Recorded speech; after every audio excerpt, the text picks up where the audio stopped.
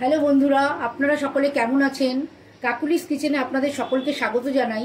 আজকে আর একটা নতুন রেসিপি নিয়ে আপনাদের সামনে চলে এসেছি। রেসিপিটার নাম হলো চিড়ের পোলাও। আমি এখানে চিড়ের পোলাও বানাতে নিয়েছি। চিড়ে আমি 1 গ্লাস চিড়ে নিয়ে এটা জল দিয়ে ধুয়ে অনেকক্ষণ আগে এটা জল দিয়ে ধুয়ে আর জলটা ঝরিয়ে রেখেছি।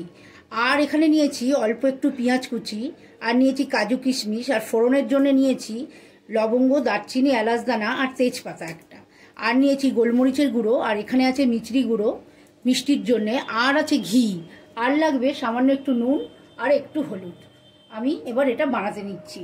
আর আমি এই গ্লাসটাই করে চিড়েটা 1 গ্লাস নিয়েছি।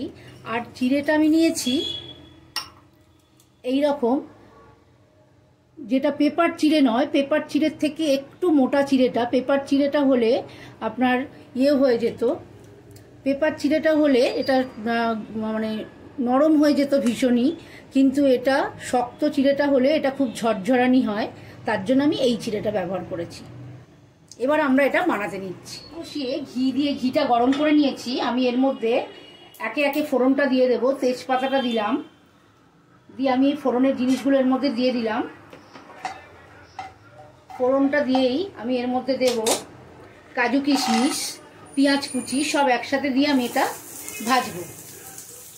আপনারা ইচ্ছা হলে যদি একদম নিরামিষই খেতে চান তাহলে পরে পেঁয়াজটা অ্যাভয়েড করবেন, পেঁয়াজটা দেবেন না, পেঁয়াজটা ছাড়াই এটা করবেন। আমি পেঁয়াজটা দিলে একটু ভালো লাগে বলে আমি পেঁয়াজটা ব্যবহার করছি।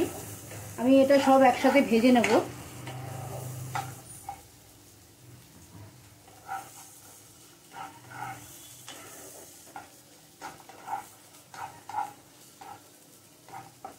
এটা ভেজে নিয়েছি। এবার এর মধ্যে দিয়ে দেবো সামান্য একটু হলুদ গুঁড়ো,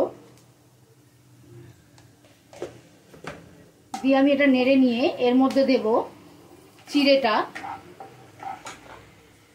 ভিজানো চিড়েটা আমি দিয়ে দিলাম এর মধ্যে।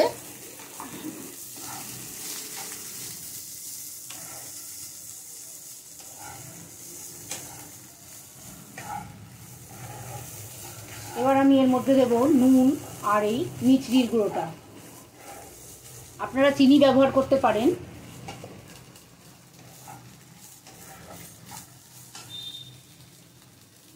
আমি এখানে চিনিটা ব্যবহার করছি না বলে মিচড়ি গুঁড়োটা দিলাম যেটুকু লাগবে। আর দেব নুন, দিয়ে আমি এটা মিশিয়ে নেব। আপনারা এর মধ্যে অন্য নাটসও দিতে পারেন, আমন্ড, আবার আপনারা চীনাবাদাম দিয়েও এটা করতে পারেন। কাজু কিশমিশ না হলে চীনাবাদাম দিয়েও আপনারা এটা বানাতে পারেন। নিরামিষ যদি খান পেঁয়াজটা দেবেন না। আর খুব তাড়াতাড়ি চটজলদি এটা হয়ে যায়, এটা ব্রেকফাস্টের জন্যও খুব ভালো। আবার আমরা এটা ডিনারেও খাই।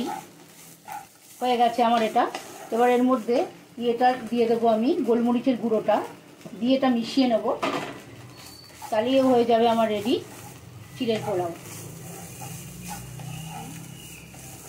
আমার রেডি হয়ে গেল চিড়ের পোলাও। এবার আমি এটা সার্ভ করব গরম গরম। চিড়ের পোলাও রেডি। আমি এটা এবার প্লেটিং করছি। আপনারা এটা বাচ্চাদেরকে লাঞ্চের টিফিনে দিতে পারেন, আবার সকালে ব্রেকফাস্ট হিসেবেও দিতে পারেন। এটা খুবই একটা সুস্বাদু এবং খুব ভালো আর হেলদি রেসিপি। আর বন্ধুরা, যদি আমার ভিডিওটা আপনাদের ভালো লেগে থাকে তাহলে লাইক করবেন, আমার চ্যানেলটাকে সাবস্ক্রাইব করবেন, আর বেল আইকনটা টিপে দেবেন যাতে পরের ভিডিও নোটিফিকেশন আপনাদের কাছে পৌঁছে যায়। আর অবশ্যই রেসিপিটা বানিয়ে আমাকে কমেন্ট সেকশনে জানাবেন কেমন লাগলো। নমস্কার।